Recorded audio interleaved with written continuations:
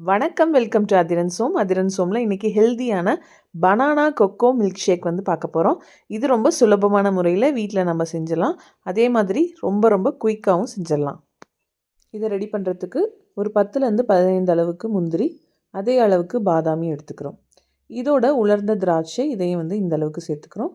அதோட கருப்பு உலர்ந்த திராட்சை இதையும் வந்து சேர்த்துக்கிறோம். அதுக்கப்புறமா நம்ம டேட்ஸ் வந்து எவ்வளோ நம்ம ஸ்வீட்டுக்கு வேணுமோ அந்த அளவுக்கு வந்து நம்ம சேர்த்துக்கலாம். இது ஃப்ளிப்கார்ட்டில் வாங்கின டேட்ஸ் பேக்கெட். நீங்கள் வந்து ஃப்ளிப்கார்ட் கிராசரியில் வந்து இது வந்து கிடைக்கும். இப்போ இதோட எல்லா வகையான சீட்ஸும் விதைகளும் கலந்த மாதிரியான மிக்ஸை வந்து இது இந்த அளவுக்கு வந்து நம்ம சேர்த்துக்கிறோம். இந்த மாதிரி பேக்கெட் வந்து எல்லா ஆன்லைன் ஷாப்லேயும் வந்து கிடைக்குது, அதே மாதிரி கடைகள்லேயும் கிடைக்குது.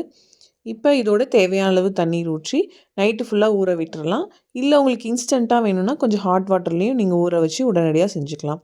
இப்போ இந்த சியா சீட்ஸை வந்து ஒரு 1.5 ஸ்பூன் அளவுக்கு போட்டு நம்ம தண்ணி ஊற்றி அதே மாதிரி இதையும் நம்ம ஊற வச்சு வச்சிடுறோம்.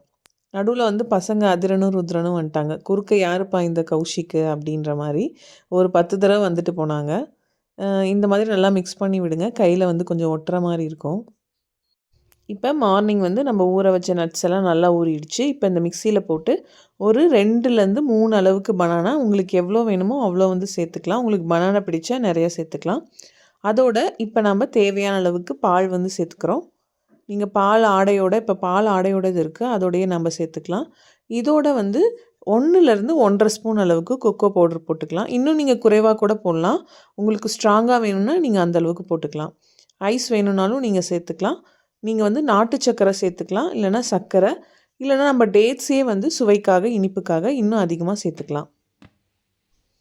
இப்போ இதை நம்ம க்ளோஸ் பண்ணிவிட்டு மிக்சியில் வந்து நல்லா வந்து ஃபைனாக வந்து பேஸ்ட் ஆகிற அளவுக்கு நல்லா ஷேக் மாதிரி அடித்து எடுத்துக்கிட்டோம்னா நமக்கு சூப்பரான பனானா மில்க் ஷேக் வந்து நமக்கு ரெடி ஆகிடும்.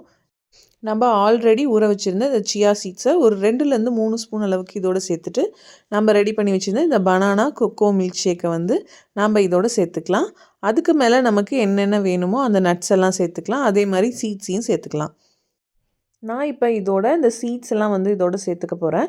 நீங்கள் வேணும்னா பாதாம், முந்திரி இதெல்லாம் வந்து நீங்கள் ரோஸ்ட் பண்ணி கூட மேலே சேர்த்துக்கலாம். சில பேருக்கு வந்து ஃப்ரூட்ஸ் எல்லாம் கட் ஃப்ரூட்ஸ் எல்லாமே இதோட சேர்த்து சாப்பிட்டிங்கன்னா இன்னும் நல்லாயிருக்கும், பிடிக்கும். நல்லா வயிறு ஃபில்லிங்காக இருக்கும், அதே மாதிரி சுவையாகவும் இருக்கும். இதை நீங்கள் வீட்டில் வந்து வெவ்வேறு வெரைட்டியில் வந்து நீங்களும் ட்ரை பண்ணி பாருங்கள். கண்டிப்பாக உங்களுக்கு பிடிக்கும். மறக்காமல் அதிரன் சோமை சப்ஸ்கிரைப் பண்ணிவிட்டு லைக், ஷேர், கமெண்ட் பண்ணிவிடுங்க. பாய்.